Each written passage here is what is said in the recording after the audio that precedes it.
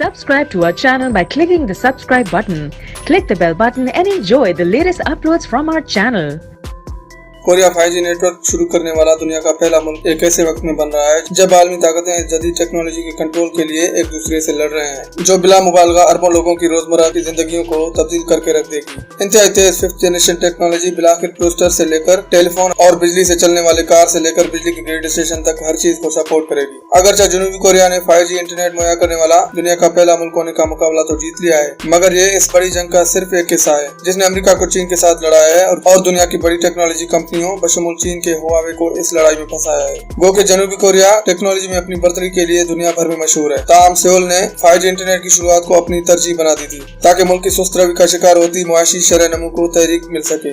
5G service से smartphone की internet connectivity तकरीबन फौरन हो जाएगी, जिसकी रफ्तार मौजूदा 4G सर्विस से 20 गुना तेज होगी।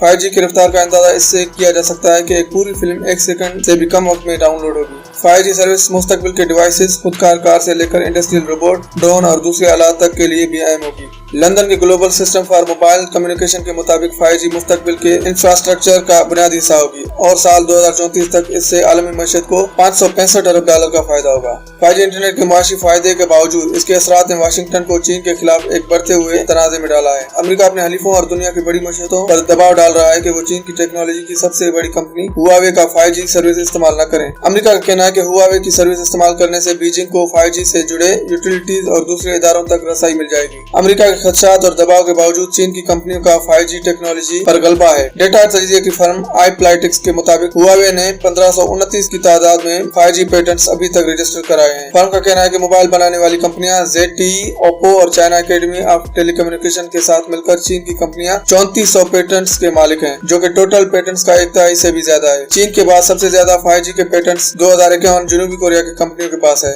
iPlytics के मुताबिक अमेरिका की कंपनियों के पास मजमूई तौर पर सिर्फ 1368 पेटेंट्स हैं, जो कि फिनलैंड की कंपनी नोकिया से भी 29 कम है। जनूबी कोरिया के तमाम mobile networks KT, SK telecom और LG U+ 5G सर्विसेज के साथ ऑनलाइन होंगी। उसी दिन सैमसंग इलेक्ट्रॉनिक्स अपनी गैलेक्सी S10 5G भी लॉन्च करेगी, जो कि 5G वाला वाहिद मोबाइल डिवाइस होगी। सैमसंग के करीब LG अपनी V50s मोबाइल 2 हफ्तों बाद लॉन्च करेगी। दोस्तों, अगर वीडियो अच्छी लगी हो तो लाइक और शेयर जरूर करें। शुक्रिया।